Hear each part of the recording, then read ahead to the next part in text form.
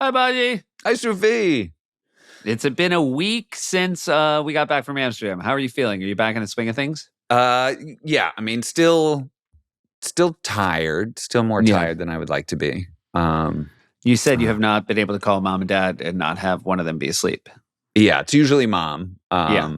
And yeah, she's still pretty rocked from it, but I think they had a great time. So That's good. Yeah. yeah, Ash no had a great regrets. time. We brought back a lot of soccer jerseys for the other kids. Yeah, I feel like every time I would see you in Amsterdam, you had just gotten back from another trip to the soccer store and the Lego store. Yeah. I mean, the Lego store was just a place to go while they were ironing names on the back of the jerseys. Uh-huh.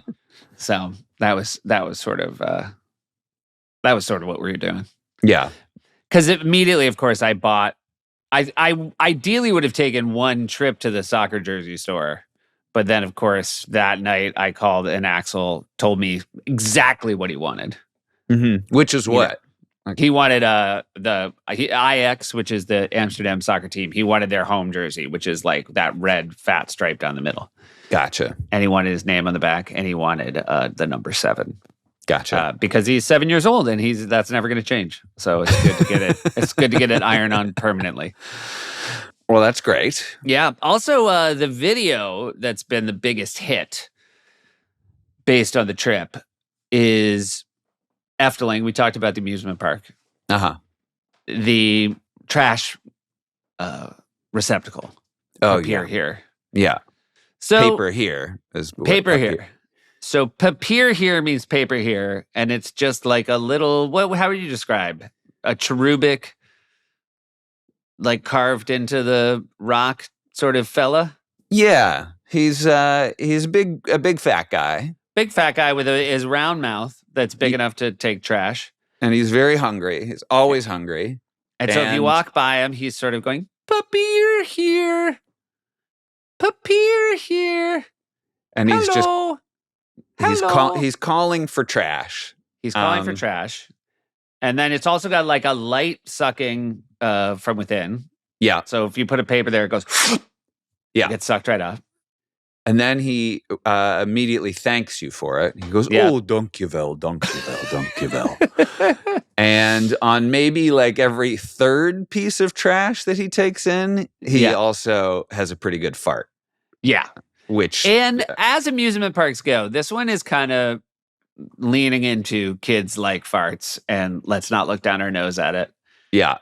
So it crushes. So we got a video of papier here and the subsequent fart after 3 pieces of paper. And Axel and Addie, I mean, it's like there's a Pruder film as far as how many times they want to watch it. So it's real good. Yeah, we also, I mean, one of the highlights for me was we had a adults versus kids wiffle ball game. Yeah. In Vondel Park, the sort of the central park of Amsterdam. And our friend Jill brought wiffle balls, and she was upset is, I think, a gentle word to say, which she actually was. But when they told her you can't bring a wiffle ball bat, she got it to the airport. Yeah. And then they were like, you can't bring this always on. had a lot of questions as to how she intended to get a bat on a plane. Because a wiffle ball bat does not fit in a piece of luggage. Right. I mean, I suppose if you checked a piece of luggage, but I don't even know if a wiffle ball bat would fit in a checked piece of luggage. Unless it's like a trunk. A trunk or like a big duffel. But did she try to bring it as a carry-on? I think so. Yeah. And they were like, anything that can be swung. Yeah. As a bat, as a weapon. So she had to leave it behind, and she was like, it's fine, we'll just go into the woods at Vondel Park and get a stick. And I was like, all right. And then when we all met up at this field that we Let me just echo in saying that when I heard this plan, I was like, you're never going to find a stick. Yeah. That's as good as a bat. Yeah. And her son, Jackson, had gone into this like, these brambly little woods and pulled 2 of the best baseball bat sticks I've ever seen in my life. That felt good in your hand. It was nuts. And by the way, sort of immediately, like, I'm like, this isn't going to work. And Jackson went into the woods and like 3 steps in, he's like, got 2. Yeah. And there were a couple kids that were like, I don't want to use this thicker one. I want to use the thinner one. So we had options. We had 2 different bats. And we had a wonderful game. We had a wonderful game. The kids won. The kids won 7-6. And when you play baseball in Holland, like passersby can't help but stop and be like, what is this game? Yeah. It's like how in American parks, if like a French family starts doing Cirque du Soleil. That's what it's like when you see. Basically, baseball is the Cirque du Soleil of Europe. It's like, what is this? What is this foreign way to pass time? Yeah. And do they really play with sticks found in the woods? Yeah. And we definitely looked like a family from the 1950s that is like playing with a stick. Yeah. But that was just great. And that was just sort of like a couple hours in the park, grab some snacks and some drinks. And you got me my favorite snack in the world. You brought it, and I showed some restraint because if I'd eaten the whole container, I'd still be working it off. But yeah, spicy pindas. Yeah, the ketyang pedis, I want to say. And it's like an Indonesian spicy peanut. It's a deep fried peanut. Mm-hmm. So imagine a peanut with like a deep fried shell. Yeah. And obviously it gets healthier. Covered in a very spicy mix. Yeah. And I could eat a billion of them, but I had like 5 healthy handfuls. Yeah. I was on the regular running to our favorite old Dutch grocery store, the Albert Heijn. There was one very close to the hotel. And I used to get this like chicken curry salad. Yeah. This kip curry salad that I was just such a fan of. And there was a vegan version. And so really? Yeah. They had vegan kip curry salad? Vegan egg salad. They got lots of vegan stuff in there. So I was every restaurant we went to didn't necessarily have a ton of stuff for me, but then the ace in the hole for me was I was going to run to the grocery store on the way home and fill up on my old school snacks. I have one criticism of the New Boom Chicago, our old theater, where you will hear our live podcast recording. They don't serve Heineken on tap. And I know in Amsterdam, sort of Heineken on tap is considered sort of like the Miller Lite of Dutch beers. Mm-hmm. It's pretty... Nobody thinks of it as fancy or good. But I love a Heineken on tap. And I don't care. I don't care. Because basically every bar in Amsterdam has 2 beers on taps, and that's it. Like they don't have like bottles of other beers. So you just have the tap beer. Yeah. And I miss it. Well, I found that a lot of bars had more options than they used to, but I also don't like that. Because it used to be, you'd just say like, can I get 2 beers? And they would bring you 2 beers. And now they are like, what kind of beer do you want? And I'm like, no, just the basic. 2 beers. Yeah. Just 2. I like beer and I want to give you a number. Yeah. And it used to be the same with like white wine and red wine. You'd say like, can I get 2 red wines? And they just bring you 2 red wines.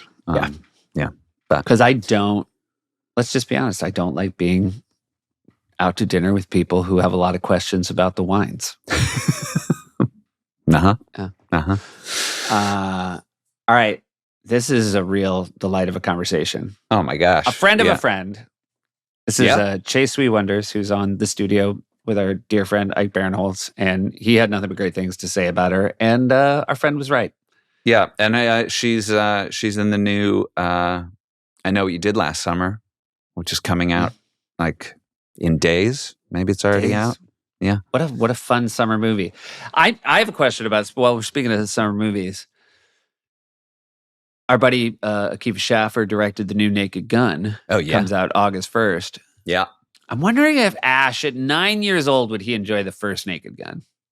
I think it's worth finding out, and I think he would. I think it's worth finding out, yeah. Yeah. I think maybe that's something to try. Yeah. I think it's going to be right up his alley. Maybe I'll watch it when Mom and Dad come. Maybe we'll do a movie night and watch Naked Gun. Yeah, that's a good call. Right. All right. Well, enjoy Sui Wonders and enjoy this song. And thanks for listening, everybody.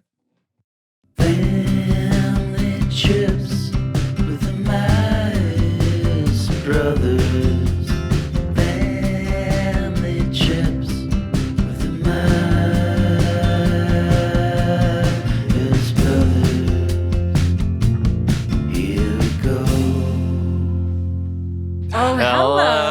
Hello. Hi, guys. How are you? This is very exciting for us. This is very exciting for me after all I've heard about you from our good friends, Catherine and Ike. Oh, my Yep. goodness. Yeah. friends of friends. Yeah. Friends To to listeners of the friends. show, Ike Barinholtz is a name that gets dropped so much here just because he is so much to us. Right. But also, like, he just delivers. We just did a live show in Amsterdam that he was part of, and he's so funny. Ike is the funniest guy in the world and also whip smart. Yep. And Yeah. he's just the most unassuming. He's like a surprise every day. He's right, because he's the dumbest presenting smart person I've ever met. 100%. And by the way, like, I think it speaks to his intelligence that he realizes professionally his bread is buttered on people thinking he's a little He's bit a dumb. dummy. He's a dumb. Yeah, 100%. But he also just has to sneak in a Who Wants to Be a Millionaire win and a Jeopardy Yeah. win Yeah. occasionally. Yeah. I think he's almost a little ashamed about winning Millionaire because he thinks it's a tier below Jeopardy. Totally. You know, totally, yeah. 100%. But he has to clarify charity. It was for charity. It was for charity. It's for charity. Right. It's like I had to do it with my dad. It was like a Yeah. favor for my dad to do And one of the also, lists. FYI, won Jeopardy. So, Yeah, just Yeah. casually. how are you? I'm good. I'm Nice. I'm coming at you from my childhood bedroom. Oh, Oh, amazing. that's so exciting. Josh has Yes. done multiple pods from his childhood bedroom. So that's so this is Bloomfield, Michigan? Bloomfield, Hills? Michigan. Yes. Gotcha. Suburbs of Detroit. Bloomfield Township, technically. Okay, All right. gotcha. So And you I guys are looked on a Midwest map. guys. We're Midwest. We were We were Michigan for a little while. We Yeah. were Okemos, Michigan guys. I'm not familiar with Okemos. It's East Lansing. East Lansing. Okay, Yeah. yes, of course. Our mother was getting her master's at Michigan State Wow. when I was maybe 2 to 5. Yeah. So you So have we were fond living in- memories? Very fond memories of the Duck Park. We loved the Duck Park, which was a park that had a different name, but not to a 3-year-old. to children, when you bring a loaf of Wonder Bread and just throw it at ducks, it's hard to Oh, Yeah. yeah. remember that's- what the actual name was. it's But just about it the is ducks. Detroit. Like, you are in the orbit of Detroit in Bloomfield? It feels very like the world and the culture here is centered around Detroit. I mean, it's Gotcha. 15 minutes away here. Oh, gotcha. So Yeah. close. So 8 Mile is like right over there. So Yeah. I'm technically So like exciting. 13 Mile. Years Um, ago, we went to a Super Bowl that was in Detroit, and the hotel that we stayed in was in Troy, that I believe is like right next door to you guys. Yes, And it was a exactly. 5-night minimum That to is come- insane. to That- come in that- for the Super Bowl. And so we spent 5 nights up in Troy. That tells you how the Detroit economy is doing. That they pressure you into 5 nights. Well, they got tourism. you. They got you. By the whatevers on Yeah. a Super Bowl. It's like, do you want to stay? Do Exactly. you want to come for the Super Bowl or not? And it was Exactly. fabulous. I will say, Detroit. This was years ago, but Detroit rolled out the red carpet and they leaned on the Motown of it all, Mhm. and it was a blast. Detroit is like kind of really cool. Yeah, Very I last, not this April, but the April before, I did stand up in Royal Oak, Michigan, Yeah. which my agents told me was Detroit, and it definitely wasn't. No. But weirdly, the night I did stand up, my friend Tim Robinson Of was doing course. his I Think You Should Leave live show. I think at the Fox Theater. Is that? And he's from here. He's from there. But I Yeah. walking around there were multiple comedy shows in Detroit that night, all sold out shows in those giant, beautiful old theaters. Mm-hmm. And it's a really kind of crazy cool place because the architecture of the boom era in Detroit still seems intact. Yeah, it's all this Art Deco stuff. And it was one of the wealthiest cities in the country at one point. And so you have all this like history that you can see and a lot of stuff that is preserved. I went to the Edsel Ford, Henry Ford's house yesterday in Grosse Pointe, Michigan, if you're familiar. uh-huh. Now, These are kind that- of the tourism activities in Detroit. Did you do that because you knew you were on sort of a tourism-based podcast the next day, and you were like, "I gotta go"? Yeah, I Edsel- gotta get my trips in. We're You going know, to I talk have about to say- Edsel Ford for the next 45 minutes. Yeah. How? I Fascinating mean, by the way, I go home as well. Like I've been in my childhood bedroom recently, but when I went home, I did not do anything of that nature. What brought you to go to the Edsel Museum?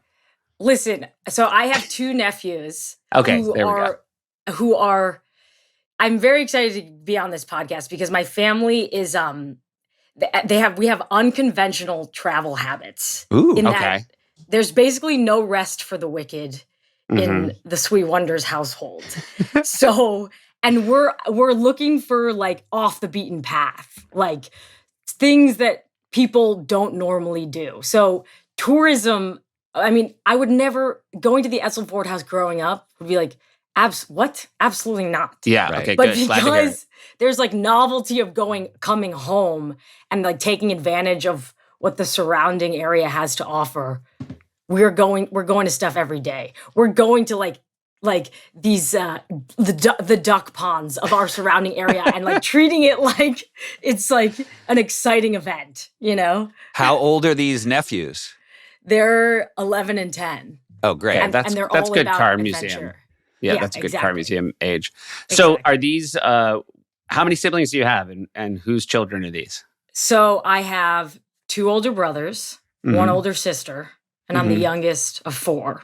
Got Okay. it. And these are my oldest brother's kids. Gotcha. Okay, gotcha. Yes. Yeah. And my oldest brother still lives in Detroit. So he's, he actually has done the tourism of Detroit better than us all because he's lived here in his adult life. Right. So had his children been to this museum before? Honestly, the oldest one had. He was giving us the tour. He was showing us around. He was kind of upset that we were returning to a place he'd already been before. Got it. Gotcha. Hey, we're going to take a quick break and hear from some of our sponsors.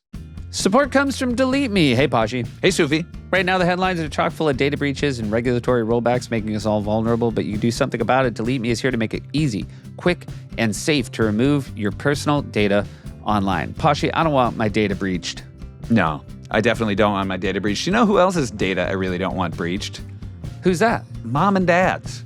Yeah, they wouldn't even know. Yeah. They would get breached, and it would be years before we even appreciated how breached they were. Yeah, and I think we would sort of bear the brunt of that breaching. Yeah, I think that's true. It would be years later, and we'd realize that someone had used their breach into Mom and Dad to get to us. Yeah. Through the back door. Backdoor Yeah. breach. Well, a lot of our data is connected, particularly with your families. And Delete Me does all the hard work of wiping you and your family's personal information from data brokers' websites. I should note to anyone who's ever met me, if you get a Facebook request from my father, that is real. Not Since- always. No, Dad, ever since Dad retired, he has sent out a Facebook friend request to literally every person he has even the most tenuous connection with. And everybody always says, hey man, I think your dad got breached. I'm like, nah, he just wants a friend. But anyway, Delete Me can help remove your data from those sites and keep your info from falling into the wrong hands. Take control of your data and keep your private life private by signing up for Delete Me. Now at a special discount for our listeners, get 20% off your Delete Me plan when you go to joindeleteme.com/trips and use promo code TRIPS at checkout. The only way to get 20% off is to go to joindeleteme.com/trips and enter code TRIPS at checkout. That's joindeleteme.com/trips, code TRIPS. Support comes from Visit Baltimore. Baltimore, a rising star in the U.S., is often overlooked, but it definitely belongs on your vacation radar. Forget the usual big cities where you end up lost in a crowd. Instead, experience the charm of Baltimore. Known as Charm City, Baltimore seamlessly combines sports, history, art, food, and culture into a one-of-a-kind experience. Now let's dive deep into some of the historic sites around Baltimore. Fort McHenry is a must-see destination in Baltimore. During the War of 1812, it played a crucial role in defending the city from the British Navy, and its victory inspired Francis Scott Key to write the U.S. national anthem. Located in the historic Locust Point neighborhood, Fort McHenry is set within a scenic 42-acre park, making it a perfect spot to explore and appreciate. Visitors can even participate in a unique experience by raising and lowering the flag. Don't miss a chance to visit this iconic landmark and immerse yourself in its rich history. Calling on all bookworms, step into the world of Edgar Allan Poe, the master of macabre and gothic tales, by visiting the Poe House and Museum in Baltimore. This historic home is where Poe lived during some of his most influential years, offering a glimpse into the life and mind of the writer who gave us classics like The Telltale Heart, Ba-Bum, Ba-Bum, and The Raven, Nevermore. As you explore the museum, you'll learn about his struggles, triumphs, and lasting impact on the literary world. You should think about going, checking it out. It looks like a good time. In the meantime, you can start planning your adventure at baltimore.org. Baltimore is closer than you think, just a quick drive or train ride from New York, Philly, and D.C. Plan your visit today at baltimore.org. That's baltimore.org. Go to baltimore.org. Baltimore's slogan is, "You won't get it till you get here." Go to baltimore.org to plan your vacation or getaway today. Here we go. With the unconventional nature of the Sui Wonders trips, is this from the top down? Like, who would you attribute it to? Okay, so honestly, it comes from my mom. Okay. And this has been our entire life. So basically, you guys know Michigan. You know it's all about the lake life. Yeah. You know? And the summers are spent kind of like how you can, it's like keeping up with the Joneses of who has like the most bougie kind of lake life setup, whether you're on like Walloon or like Petoskey Harbor Springs. And my mom was just vehemently against that culture. She was like, if we're going to travel, we have to, I don't want you doing what all the other kids are doing. Yeah. And just kind of joining this like monotonous lifestyle. She famously said, "I'm not raising lake people." No lake people, no swamp people allowed in my home. So what would you do in lieu of that? So, I mean, basically, like it clearly, like the whole family kind of gets off on the least visited places in the world. Right. So, kind of top of the list has got to be the country of Nauru. Okay. Right. Yeah. Are you familiar? You're the first guest in, Yeah, I don't know, definitely. over 100 episodes who's mentioned. Okay. Well, I'm so glad because And now it is- Nauru, if I remember correctly, you get through it. You enter a wardrobe. Yes, then- yeah, sort of. Yeah. And Mr. Tumnus is there to greet you. That's fantastic. Yeah. So he is real. Okay, good. He's real. Because you know, He's real. you hear people say, "Oh, those are just stories," but I'm glad to hear he's real. In the flesh and blood. Was there a season of Survivor that was on Nauru? Honestly, I think there was one really close by. I Okay. think there was one really close by. I believe there was one in Fiji Okay. and like surrounding islands in Micronesia. But Okay. basically, Nauru is very unique in that it is the least visited country in the entire world. Perfect for the Sui Wonders family. Perfect. Checks a lot of boxes for us. It's 200 nautical miles away from anything. Uh-huh. And it is shaped like a donut. It's Yep. shaped like a donut. I'm looking at it right now. It seems like it's very small. Is that It's accurate? incredibly small. I'm It's saying that based on the fact that based on the map, there's a restaurant that's about a third of the island. Yes. Capel and Partners has kind of a monopoly over the entire island.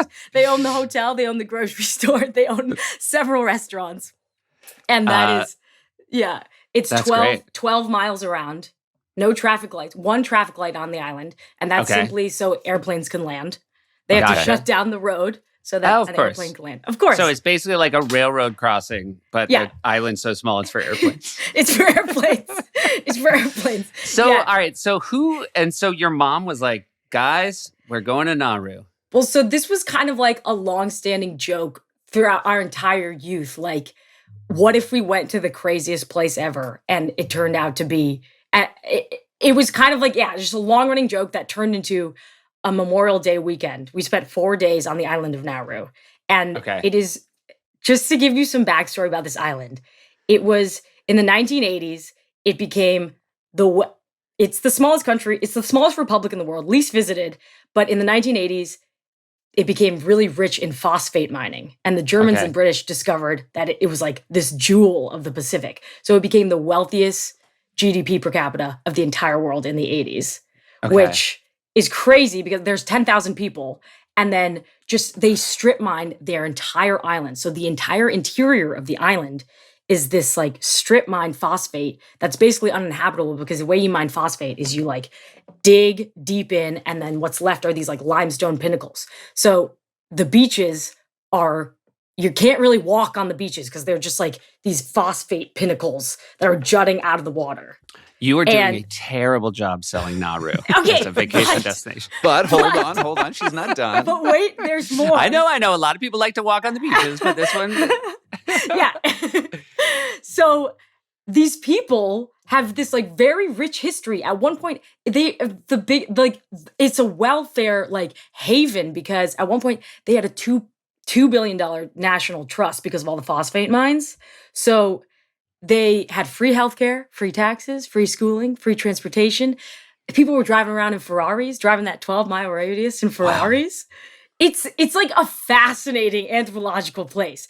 But unfortunately, as many stories go, they made a series of bad investments. They bought up a lot of real estate. There was a sprinkle of corruption in the government there.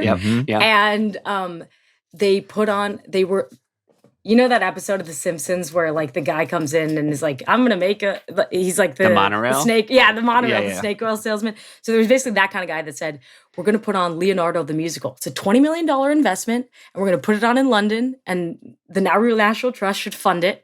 Great. So they put on this musical in London. They flew their entire population out on they had like a fleet of Boeing 737s, flew out their entire population. And the show closed within the first opening night. They didn't realize it wasn't even about Leonardo da Vinci. They had it turned out it was about the ninja or whatever. Yeah, the Ninja Turtle. Yeah, exactly. It's so shocking because I feel like most stories where an island gets strip mined for phosphates by the British and the German have happy endings. Right. So wait, so the interior that gets strip mined, that affects the exterior beaches? Well, the whole island. So basically the way phosphate is created. Also, I should say, the reason I did such much of a deep dive is because there's not so much to do on this island. Yeah. We made it our mission to learn every kernel of history. So I know like about the founding of Nauru, and my brother and I actually made a sort of travel documentary while we were there.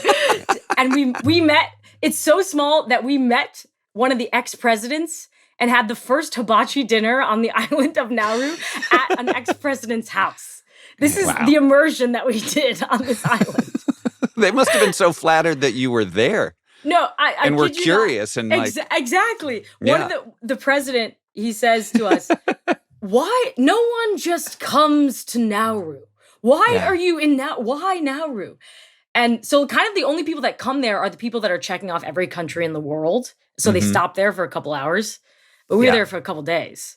But so phosphate is formed from bird droppings over bird shit over centuries and centuries. And so the whole island was so rich with bird shit that the whole island like had to be mined for phosphate. It was just pump and dump. Yeah. And shipped away.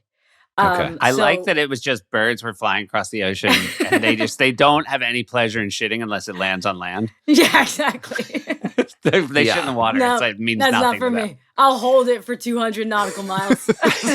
Nauru's just in. I think there's no greater proof that you're a tiny country than knowing it's the first hibachi dinner. Yeah, of course. You know what I mean? Like, it's so small. You're like, this definitely, no one here has this. This is historic. It's a historic event. I will say a benefit to Nauru, it has no crime because there's so much accountability because everyone knows each other. Yeah. So we were handed a whip when we first got there to ward off the feral dogs. They're very generous people. Pauline, on the airplane, she said, "You're going to need this whip. Just give it to me before you leave." So it's so funny to be like, you're going to love it here. There's no crime. You'll be very safe. Anyway, here's the feral dog whip. Return it. Return it. We know where you're staying. Yeah. The only crime on this island is weirdly theater fraud. Yeah, exactly. Do you think it?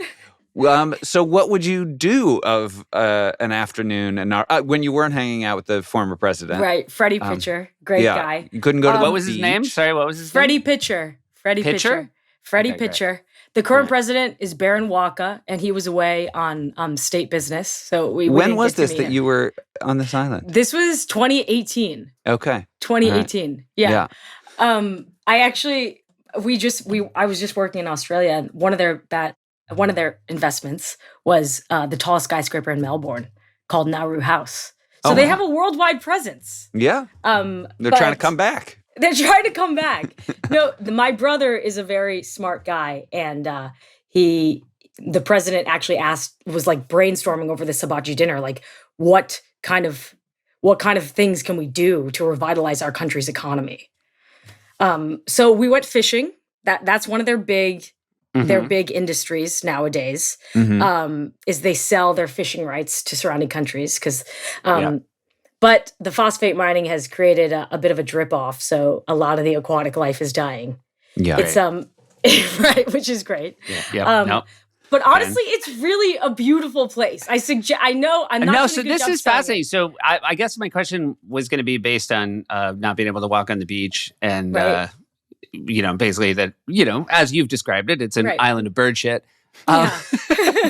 When your parents got there, was there ever a moment where they're like, oh, maybe this wasn't as funny as we thought it would be? Or was everybody like... Could have gone to Fiji. I mean, you do seem to have I'm based on the last 20 minutes, you seem to have an optimistic nature. Is this true of the whole Sui Wonders family? Yes. Was everybody's like, this is rad? Yes, I think, honestly, everybody was gassed to be there and explore every single corner, talk to the people. Like, they're so nice, these people, because they have a very beautiful life. It's like real island time there, and kind of everybody. It's like the quality of life is quite good. And so we went to the phosphate mines. We actually, because like I said, it's a kind of there's no crime there. It's very kind of lax. We got to drive one of the phosphate bulldozers. The caterpillars, the classic tourist activity. Yeah. One of the because there's still there's 5% of the island still has these phosphate mines that they can still eke out. Yeah. Yeah. So we one of the workers there, we were like, "Can we drive your caterpillar?" And he was like, "Yeah, sure." So we have bulldozing footage. How old were you on this trip? I just graduated college. I was 21. Great. Oh my God! And the whole family went? No, it was just me, my brother, and my mom. But my whole family is so annoyed that they didn't come because we talk about this trip so often. So often. So, I mean, it's so also deeply funny to me that you went for 4 days because this is a million miles away. Yeah. The travel time is about 21 hours. You have to stop in Fiji, and then you have a 4-hour layover in Fiji, and then in Suva. And then you take it's like a 4.5 hour flight from Fiji. And you didn't tack any time on in Fiji to No. And at the Fiji airport, were they I think you're making a mistake? 100%. I mean, the only people on that flight are people who live there. That's it. There's really no one else. So, I should also say an interesting thing about Nauru is because it's so far away and because the land is it's strip mined, there's no place to grow anything, so everything's imported. And as a result, unfortunately, it is one of the most obese countries in the world. Gotcha. Yeah. And a lot of diabetes going on there. So great. But honestly, great food. In I don't know. It's kind of nice to know because I feel like obviously America has this reputation as this wealthy, obese country. And it's nice to know that Nauru is kind of, they're the ones driving it. They're the, fatties and Ferraris. Yeah, exactly. Exactly. They have a great life. They're all happy about it. It's definitely a status symbol. Yeah. It feels like maybe 3 generations from now aren't going to be loving Nauru, but it seems like the current crop. Yeah. The current crop is having a great time. We met a lot of the locals. We met the ex-president's nephew who took us fishing. So everyone is really has a lot of pride for Nauru, and they're really happy to share it because they don't get visitors that often. So they're desperate to just talk about the history of this island. Did they have, do you know, I'm such a fan of the Olympics and I'll always watch that opening ceremony. Do you know if they send athletes to the Olympics? I feel like they'd be one of those countries that has 2 people. Oh my God. I don't think they do, but I do know the nephew, Kenneth Oppenheimer, who we met, he studied in New Zealand. these are like the nobility of Nauru. The names are fantastic. Yeah. So he studied in New Zealand, and he was like on track to be a pro rugby player. Okay. Okay. But they have kind of like, so a lot of them go overseas because it was on the government dime that their schooling gets paid for. So a lot of them go overseas to Australia and New Zealand to go to college. Gotcha. And we're still in contact with these guys. I want to go back. Yeah. Yes. Again I and was again. wondering when you left, was there a vibe of we'll see you guys soon? Yeah, there definitely was. The country motto is tomorrow will take care of itself. Yeah. Which I think is a great motto. It's Yeah. tomorrow Well- will take care of itself. Well, it's So certainly let's not worry about it. So let's not As- worry about a single thing. That's tomorrow. It's That's a tomorrow problem. it's a good motto to have when you're signing away mining rights. Exactly. So, but now is this like an outlet? Like, what's the next closest trip you took to Nauru? Or is Okay, it's not an outlier, unfortunately. It does take the cake for kind of craziest place. Yeah. But recently, I guess this was a couple years later, for New Year's, we went to Barrow, Alaska, which is okay? the northernmost point in the continental United States. Ever got to Barrow, Alaska on this show? Nope, Nope. nobody. And I mean, imagine like just so much sunlight at New Year's. Oh, yeah, exactly, Seth. Right on the money. Yeah, not 24 hours of darkness at all. Not So- 20 degrees. So whose idea was this one? This was also a collective. Okay. Also, we plan our trips really, really last minute. So if you're trying to plan a trip to the Caribbean on New Year's, Yeah. those airline prices are not friendly. Right. But if you're trying to plan a trip to Barrow, Alaska, Seats available. seats are available. Yeah, negative 20 degrees Fahrenheit. Also, very, very, the people on that plane are Native Alaskans and the oil workers working at Prudhoe Bay, which is a giant oil rig near Barrow, Alaska. Yeah. So that's who we were traveling with. And there, polar bears are a big threat there. So Mhm. you have to. So they give you a whip. No, we were gonna do like a pilgrimage out on the ice road out to like this like the real northernmost point, and there was this guy who had a gun, Native Alaskan. He was like, "I'll take you out there. We might see some polar bears. It might get a little dodgy." And we were gonna do it, but we kind of drew the line there Yeah. because I guess if I had my druthers, like taking an ice road to nowhere with a local who had a gun and a chance that polar bears are going to attack. So, how many of you went on this trip to Barrow? This was me, my brother, my sister, and my mom. Yeah. Okay. Yep. And we actually participated in the Native Alaskan Games. So to your question, Josh, about Olympics, they have Yep. their own kind of Olympics where Okay. they have these like Native Alaskan Games. It used to be a whaling village. So there are all these like whale carcasses everywhere. Again, very beautiful place. Yeah. I believe it. It's dark. You can't see much. But in the gymnasium, we participated. We were kind of scared like that they wouldn't be welcoming, but everyone was like, "Come on in." My brother's like doing the arm wrestle with this like giant Native Alaskan, and so it's again a real cultural immersion there. What was the most unusual of the games? There was one where the arm wrestle is interesting in that you have to lay on your belly and it's got one hand behind the back and you lay on your belly and you kind of like, it's kind of like a half wrestling match, but you can only use your arm. Yep. Yeah. Okay. And it all takes place like in this gymnasium. It's a lot of like agility stuff, but games you've never seen before. There's like one with a string and a ball and like whirling. It's games that, are clearly a product of being in the northernmost part of the continental United States. Sure. Yeah. They were trying to like, what's a good game that doesn't require light? Yeah, exactly. Exactly. So, what were you eating in Barrow, Alaska? Barrow, Alaska, much like Nauru, everything is so expensive there because the only way in is an iced road that only fully freezes over in the wintertime. So you can only get things in via plane. So like toilet paper rolls are like $20.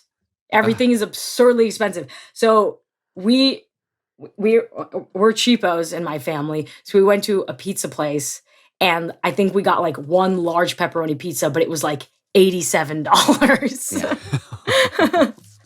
Do they just have like a lot of oil money up there? It's a lot of people who work on the oil rig, but a lot of Native Alaskans get paid by the government to, they get paid to have kids. So a lot of them have like 15 kids. So each kid is like a lot of money. So a lot of them don't necessarily work. Gotcha. I can tell you from like how many kids I have and how much toilet paper they use. 15 kids is like $1 billion worth of toilet paper. Based on what you have set as the price for toilet paper, that is $1 billion worth of toilet paper. It's a lot of toilet paper. Kids don't really have discretion over how much toilet paper is used per bathroom. Yeah. Hey, we're going to take a quick break and hear from some of our sponsors. Hey, Poshy. Hey, Sufi. Support comes from Quince. Oh, yeah. Poshy, you know me. I don't chase trends. Yeah. No, you don't look like you do. Huh. Let's walk that back. So what did that mean? Nothing. Just But I am about stuff that fits right. Yeah. Feels good. Mm-hmm. Stuff that lasts. Yeah. That's why I like Quince, Posh. Yeah. Lightweight layers, high quality staples. It's part of my everyday essentials. Yeah. I'm still wearing this crew neck cashmere Quince sweater that I have. It was what I just wore recently on the flight to and from Amsterdam because it gives me a very nice sort of layer. It's not only is it like soft, cozy, perfect for a plane, but also if I go out to a nice dinner and it's cool at night, then I've got a nice sweater to wear. I was just looking at their summer stuff. They've got this organic cotton stretch poplin shirt that just normally to get sort of a nice shirt like this would be about $120, and you get it from Quince and it's like 30. Maybe it's 20, but it's the same stuff, but they cut out the middleman. Also, it's the kind of stuff you actually wear on repeat. Do you think, Posh, and be honest, do you think I'm the kind of guy who likes to wear stuff on repeat? Yeah. So, like, you've known me now for 49 years. Yep. Off the top of your head, how many different shirts have you seen me wear? I mean, 4? I do think when we say that you wear things on repeat, we should clarify that at some point between wearings, you might want to wash them. Yeah. Which is not I knew where that was going. Not Sufi policy, but I think that's good policy at some point. Yeah, that's a good policy. Okay, but either way, Quince, you can wear them over and over again because they're so comfortable. So look, stick to the staples that last with elevated essentials from Quince. Go to quince.com/trips for free shipping on your order and 365-day returns. That's QUINCE.com/trips to get free shipping and 365-day returns. Quince.com/trips. Hey, Bashi. Hey, Sufi. We just did a live show in Amsterdam thanks to Airbnb, and it was a delightful show. I can't wait for everybody to hear it. Yeah, it was a great trip. It truly was a family trip. We had 3 generations of Meyers there, and it was so fun. And the live show itself really stands out as a highlight for me on the trip. And that episode's going to come out on Thursday, July 17th, and we're really excited for you all to hear it. Multiple guests, the most guests we've ever had for a Family Trips podcast, which is exciting for us. Some you've heard before, some you'll be hearing for the first time, some and some you literally have never heard of, and yet you will never stop thinking about them. Also, Ash and I, first father-son trip we've ever taken together. We stayed in an Airbnb and had the most wonderful time. The best part was every morning we'd wake up and man, we were on the go. The entirety of that 5 days, we were on the go. Yeah. And we also were dealing with the time difference. And so Ash and I would wake up and almost always had to be out the door in like 10 minutes. And it was so nice to just have a fridge with some yogurt, with some granola. I'd slop it all together in a big old bowl and I'd say, buddy, go to town. We got to get going. And it was just a delight. And it was so nice not to be, say, waiting for what I'm sure would be very delicious room service, but oftentimes does not meet the urgency of the moment. Yeah. And then Mom and Dad and I did an Amsterdam experience. We took a tour, the history of Amsterdam through a beer glass, and went to some just amazing bars, places that if you were looking for a handful of bars to go to on your own, you would not have put this collection together. Our lovely host, James, with some interesting history, wonderful chats, and great beers. It was really nice and really fun, and a new experience for me in a city that I know very well. Well, it was just fantastic. So a great amount of gratitude for Airbnb for helping support our incredible trip. And even more importantly, what I believe is my favorite episode of the Family Trips podcast, which you'll be able to listen to on July 17th. Here we go. Tell me, can you just give me like a personality sketch of your mom? Because these are two very distinct places. Other than the fact that they're both dependent on natural resources, there's very little in common with these two places. They're remote. Pain in the ass to get to, I think. Pain in the ass. Pain in the ass pain in and the like ass. rich and natural resources. Yeah. Honestly, more of the pain in the ass to get to, the better. I Yeah. would say my mom is a very interesting woman. Single mom, raised 4 kids all on her own. And she's a real go-getter. She is she's very mysterious. I honestly don't even know much about her past. She worked in Mexico for 10 years. Great. And all her godparents are Mexican. So she has... And she's not Mexican. She's not Mexican. Okay. But she worked there for 10 years. And so all her... And that was in her 20s. So all her friends are Mexicans. And so we grew up going there a lot too. But she is just she's never tired. She's always she's never sleepy. Intense energy. And I would say very ambitious lady. And Gotcha. and not necessarily she would let us do anything, anything. Right. We're climbing on stuff. Other people's parents would yell at us before she yelled at us. You know what I mean? Gotcha. Yeah. And she would yell at other parents if they scolded us, being I can take care of my kids. Meanwhile, we're dangling, all treacherous. And what's the age gap between you and your oldest brother? My oldest brother is 7 years older than me. So she had 4 kids, within 7 years. Yeah. Single mom. Yeah. I guess that's the only way to do it is to never be tired.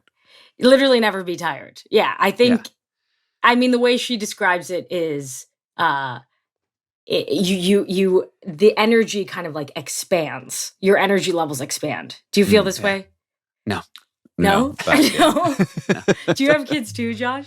I don't, but I don't see it expanding. You have 3, Seth? I do, yeah. I do. What They're are the they- best, but I don't, as far as energy expansion, that's not my reaction to it. I would say my wife is, she sounds more like your mom. She's sort of tireless and loves, I think she gets a hit off giving her kids new experiences. So she's always let's go do this. We're here. Let's go do this. Yeah. And whereas I'm always they're tired. I think they want, and then you get them someplace new and cool and they're thrilled. So yeah, exactly. It's kind of built into our DNA. My nephews now have adopted it, hence the Ford house. There was a tantrum yesterday morning, which meant we had to go find an adventure. Does, since your brother's nearby, is your mom, as a grandmother, is she a very active grandmother? And Oh, yeah. yeah. Extraordinarily active. How many grandkids does she have right now? She has 3. My brother has a 3rd daughter, but she's... Okay, good. My brother lived in Hong Kong, so she's in Hong Kong visiting. Oh my God. With my brother's wife's family. Oh my gosh. Is your mom, I imagine she's torn apart that you're in your childhood bedroom right now and she's not there. Oh, she's at hockey practice with my nephews right now. Oh, okay. Oh, so she is in Michigan. She's not in Michigan. Okay. She's still in Michigan. I thought you were saying she's in Hong Kong while you're there. No. My niece, my brother's youngest daughter, is. Gotcha. In Hong Kong. That's a real tell me you're in Michigan without saying you're in Michigan, which is July hockey practice. July hockey practice. The ice rink is the coolest place you could possibly go. The air conditioning's that's working true. overtime. Did you guys grow up playing hockey? A little bit. I only played on ponds in New Hampshire. Well, And that's then- as yeah. real as you can get, kind of. Yeah. Kind of. But then, like, the first time I ever played on a rink was we went to school in Chicago, and Okay. our fraternity, as sort of a like rush thing, would rent Yeah. out the ice. We would get like midnight ice, and we would go. And the first time I ever played on a rink, when the puck goes off the boards and Yeah. doesn't go like down a little frozen stream or into a snowbank and just comes right Right. back to you, it's like, oh, all that rest we used to get. So And true. sending, like, you know, my buddy Chad Rio's younger brother into the woods to go get the puck. Like, we Yeah. just sit around on the ice and eat some snow. It's like, no, that puck's in play still, and you're It's still in play. going, and it's No. exhausting. And you're Um, gonna vomit after this. Yeah. Yeah. You played a It's bit of like- hockey, yeah? I played a lot of hockey. I Yeah. played a lot of hockey. Yeah. Hey, check it out. Oh, yeah. Oh, look at that. Oh yeah. Chase is showing us an incredible photo. By the way, impossible to tell if it's actually her in the hockey uniform. Impossible. But it is in her bedroom. Impossible. We can verify that she picked it up in her bedroom. If Yeah, this yeah. really is her I bedroom. pre-staged this, yeah. It's a set. What does the little plaque say there on It that? says number 7, Chase Sui Wonders, varsity girls hockey. Love All it. right. But I was a state champion. Congrats. Really? Thank I you. mean, in Michigan, that says a lot. It says a lot. Yeah. What says sort a of lot. like there's I don't want to dismiss this state championship at all. But like Right, what level of please. school were you a big school? I was we were a pretty big school. Like Yeah. I would say honestly, the state we eked it out like by the skin of our teeth because Grosse Pointe is Yeah. the best at hockey in the state. Got it. And so every year we would go up against Grosse Pointe North and Grosse Pointe South. But I will say I was not carrying the team on my back. We had a lot of Red Wings hockey players' daughters Gotcha. on our team. Helpful. So Red Wings would frequently come and like give us hockey practice. So Now, I'm speaking on behalf of the Meyers Brothers here, who have never won a championship of any kind. Was that a seminal moment in your life? Do you remember when you won the championship? Was it a huge deal to you? huge deal. I'm very Huge jealous deal. of that. And also that you eked it out is better. It's so much we better. won like 6-1 in the final. It's like, no. You want to eke it out. That's what. No, exactly. Yeah. You're the underdogs at that point. No, like it is huge street cred. Yeah. The social capital. Yes. It's like I would give away like of certain like professional milestones I've been lucky enough to hit. I'd trade like 3 of them away to have won like one Yeah. thing in high school. oh yeah.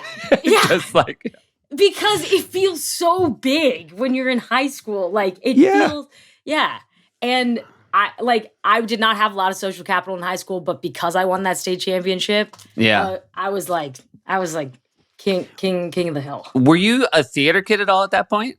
So controversially, I was a theater kid, and the winter musical took place at the same time as hockey season. Got it.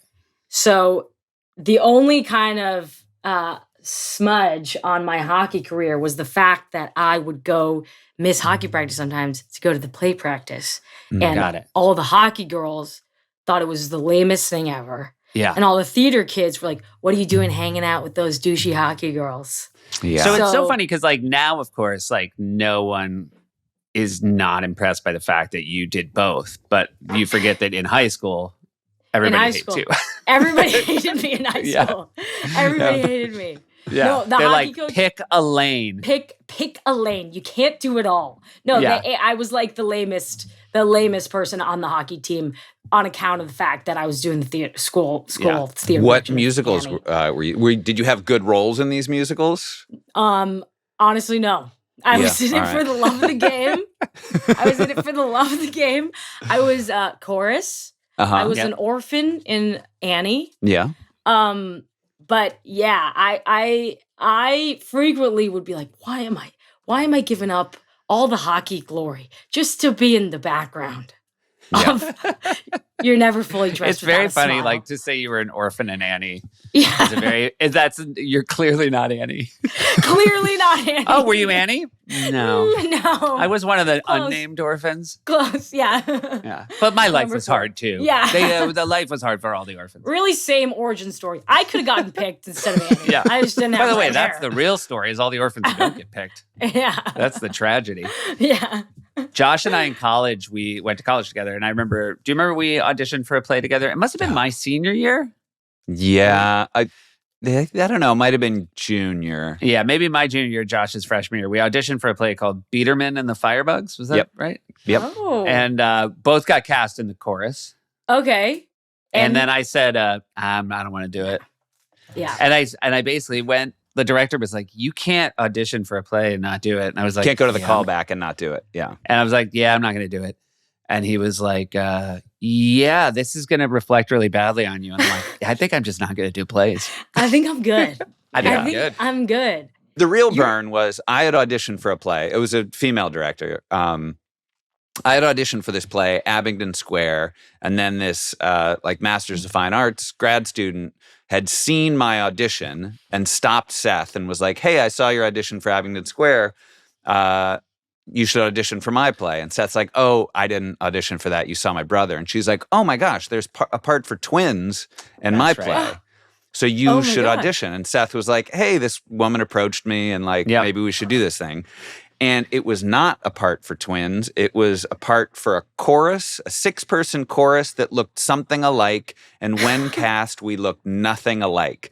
So Oh my God. Seth had sort of been brought in under false circumstances. Yeah. As oh had my I. God. And there was a rule at Northwestern that said if you went to a callback, got cast, and didn't do it, you were blackballed for a year and you couldn't do another play. And Seth But I had was no like, interest. that was I the was first like, play look, I ever auditioned for. And I'm looking good. for twin parts. If there's no twin part coming up. Yeah, it's not for me. I mean, Yeah. Northwestern is that's a theater school. Like people Yeah. take their Yes. productions very seriously. Yeah. Like Yeah. you could tell, I don't know if it's this way at other campuses, having only, gone to school in one. You could just tell the way a person walked down the street whether or not they were a theater major. Totally. And It's not like the by the way, not a confidence. negative, like just a real confident Yeah. stride, like Yeah. very much owning themselves in a way that I'm jealous of to this day. Yeah. Did you play club hockey or anything at college? I did play club hockey. All I right. did play club hockey. And You what was held cool, on. I held on. You could rent out the ice and I would skate around this stadium all by myself because I had keys to the rink. It was crazy. Wow. That's the best. Yeah. But I also did theater. And I also got blackballed because I got on the main stage, which was like the big stage. And as a freshman, I was Irina in Chekhov's Three Sisters. Mm-hmm. Well done. Thank you. Thank you very much. I think I was like the 4th call. But Yeah. I was so happy. I was over the moon. But I did the play. Review comes out in the Harvard Crimson, and it says, Sui Wonders is the nail in the coffin of this terrible play. And it is a slam piece against my performance. Like, I'm not even the lead. And this Rebecca Greenberg, remember her name, you'll always remember her name, wrote a slam piece specifically targeting my performance. So Wow. Was she? It was a student newspaper that student ran you down? newspaper. So This is student like student on yeah. student violence. student on student violence. And this is like the hot take of like the 18-year-old who's trying to get a full-time position on the newspaper, so needs like a spin. I hate it, and I also kind of love it. I love it. I love love it. it because I'm like, it's one of the things you're like, everybody, like you don't go to a school like that and hope that it's just kids' gloves. You want to, know. Yeah, exactly. And You did As you long get as let me just say, as long as she genuinely believed you stunk. Exactly. You know what I mean? Exactly. You know what? That was freshman year. Senior year, I was in a section with her, and I vowed myself that to go up and shake her hand. So I said, Rebecca Greenberg, Sui Wonders, nail in the coffin. Great to meet you. And what was the reaction? She looked at me with so much fear.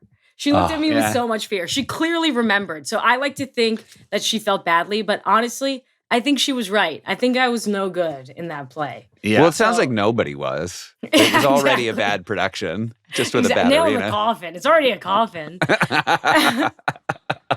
I had like a Arya Stark from Game of Thrones type list in my desk at SNL. Anytime anybody wrote something mean about SNL, like a reporter, I would write down their name. And I had this like list in my desk. And No for way. the same, I think for the same mental reason of just remember who you're going to shake hands with. And I had the most wonderful thing happen, which is when I left SNL and I was like cleaning out my office, I came across the list and I just had this, it dawned on me that it was the pettiest thing in the world. Have And you ever encountered those people since? you know what? The craziest thing is some of them have, like, because again, it wasn't malicious. Right. They just right. at the time They're thought a doing their thing I job. did was bad. And then later, because again, I don't think they think about it the same way. One of them wrote a lovely thing about, the late night show. And I realized like, oh my God, thank God I hadn't gone up to this party, in the interim between the bad thing and the good thing and been like, hey, just wanted to say hi. Look you in the eye and give you a firm Yeah. handshake. Just literally going to my handshake coach. Meanwhile, So when like, you- they probably don't even remember writing that. Of bad course thing. not. No. It did seem like Rebecca remembered though. It did seem Rebecca like it. recalls. Oh. When you said you got blackballed for a year, was it just because someone said you were bad in that play, or did you No, I kind of blackballed myself, to be Okay. honest. Yeah. Okay. I never went to the common casting again because I did have a lot of shame. then? Okay. But then I studied film and I kind of was like, I'm going behind the camera. I can't act. Yeah. So that's kind of when I chose my major of film for like screenwriting and Mhm. directing. That's what I was a film major at Northwestern for the same. I was completely intimidated by the theater element of it. So that's great. Yeah. I was like, there I you think go. this. I like this. Yeah. It's a lot of people's origin stories. I think And so. Did Just you act? give yourself time to develop without the bright lights of. the flashing lights, the people calling your name. Wait, would you act in any of your short films or anything? No, I didn't really. Oh no, that's not true. A little bit, Yeah. bit, and then, but Josh and I both did the Northwestern Improv show, and that was kind of our real origin story, Oh my like to God. do the improv troupe. Yeah. Yeah. Wow. What was that like? Was that like a badge of honor kind of or Yeah, because it was It was small- a cool show that would sort of cross over. Like if you were doing, the Cherry Orchard, Yeah. it wasn't like your bros in the frat would want to come check it out. But if you were doing the improv show, kind of everyone from all different walks would come see it. That and was would you fun. guys compete interscholastically? No. Yeah. I think, it was only a 2-year gap, but I think that was enough of a gap. Also, every time I left, like when I left high school and when I left college, like Josh, it was almost like he was waiting for me to leave before he dominated just out of deference to his older brother. Like That's the how it minute I goes. left, I was like, you'll be all right, little guy. And then he's like student council president or leading a musical. I'm like, oh, so I was holding you back. You Yeah. just didn't want to embarrass me. Just needed some Totally. space. Just needed to throw 100%. these around. That's how I felt about my older siblings. So what about do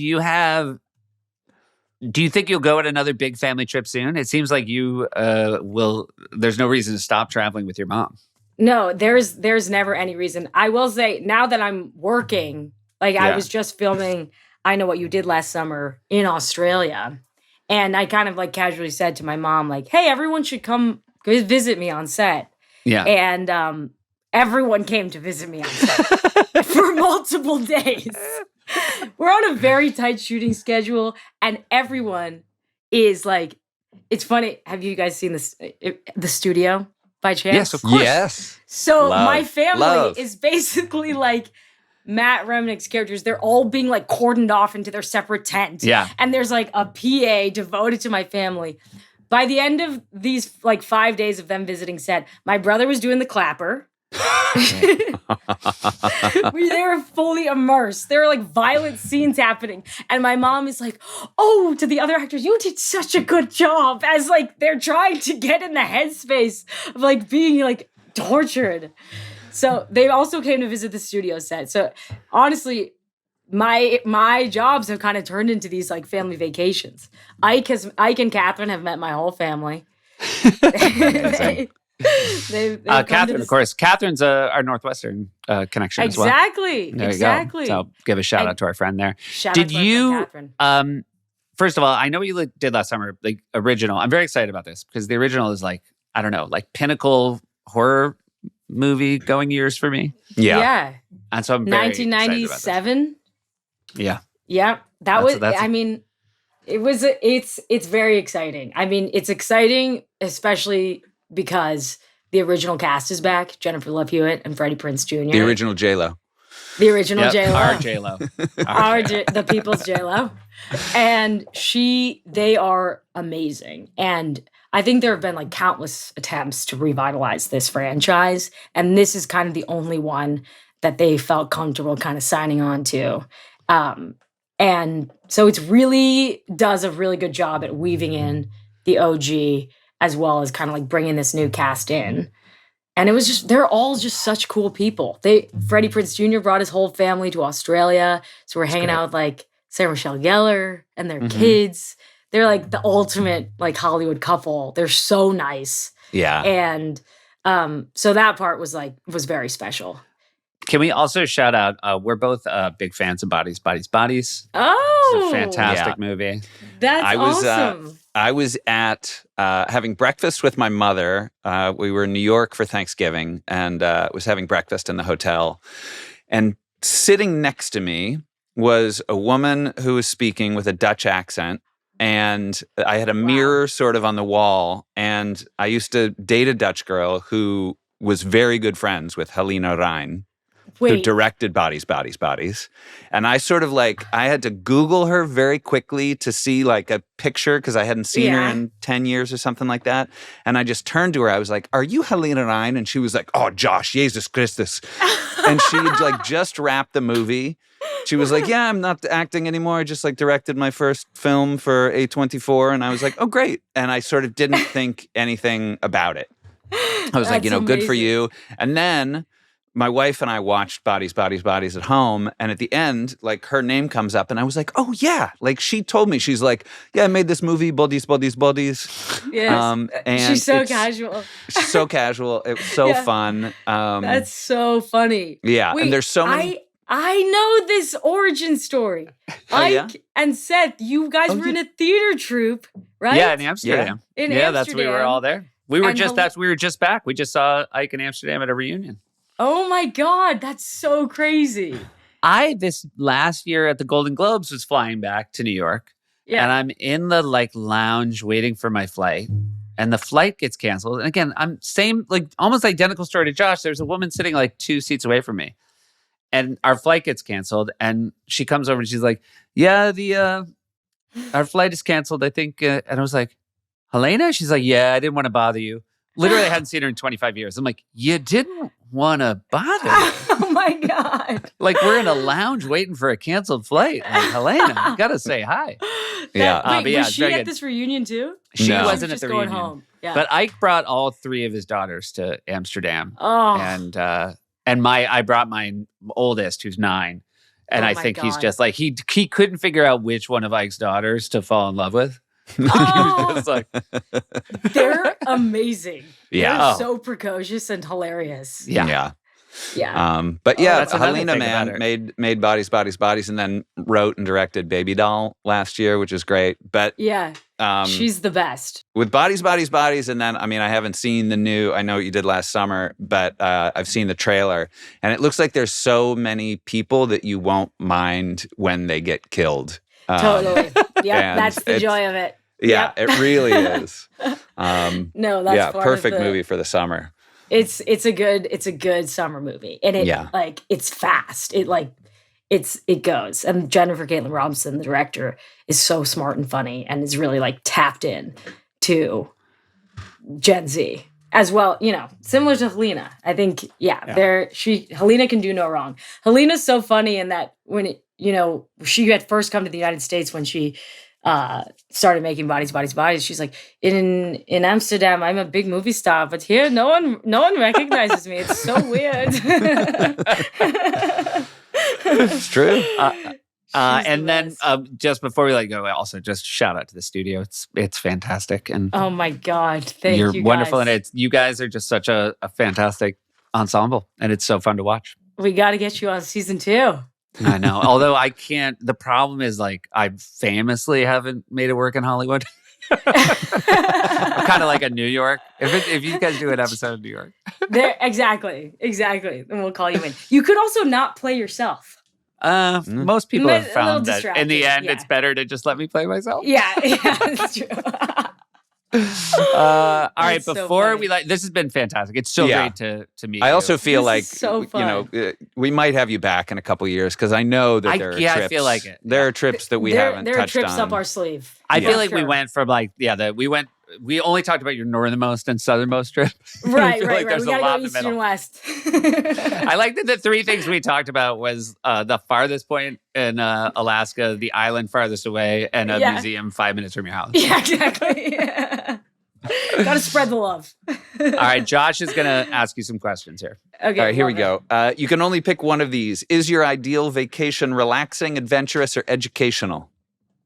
it. Only pick one. Yeah, Educational. yeah, that tracks. Mhm. We were going to call you out if you said something else. Yeah. You're literally like, your main takeaway No. is like the history of phosphate mining. Yeah, exactly. But that's relaxing for you. Zero relaxing is done. I should say. Yeah. Zero relaxing is done on our vacations. What is your favorite means of transportation? Oh, boat. Boat. All right. If you could Gotta take a be boat. vacation with any family, alive or dead, real or fictional, other than your own family, what family would you like to take a vacation with? Oh my God. It's got to be Clark, National Lampoon, Great. European Right. Vacation. Yeah, Right. that whole family. That's Griswolds. perfect. The Griswolds. If you had to be stranded on a desert island with one member of your family, who would it be? Are we surviving or attempting to survive on this desert island? It's however you want to spend the time. Okay. I would probably take my nephew, my 11-year-old nephew, Drake, because I think he would be very resourceful and also he would try to turn it into something very fun. Got it. Great. Yeah. Love it. Love that attitude. You're from, did you say Bloomfield Township is the? Bloomfield Township. Would you recommend Bloomfield Township as a vacation destination?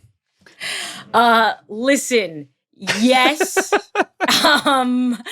If you are have similar travel patterns to my family, like some unconventional, less visited areas, you got Detroit.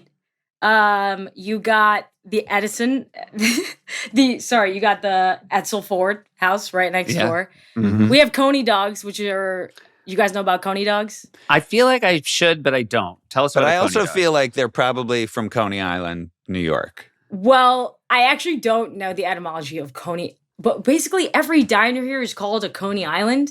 I don't Okay. really understand it. But So Okay. the Coney dog is a hot dog slathered in chili. So it's Okay. basically every type of meat and cheese. Mhm.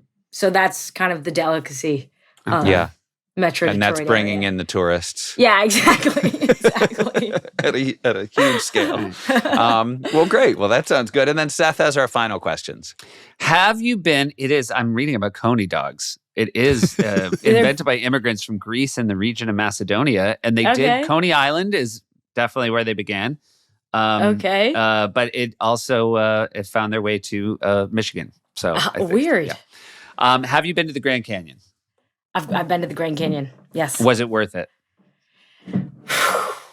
Honestly, I was 15, 12, or like 13 or something, and I did not appreciate the scale of the Grand Canyon. I would have say a theory though. It feels Yeah. like you're not into anything that other people are at.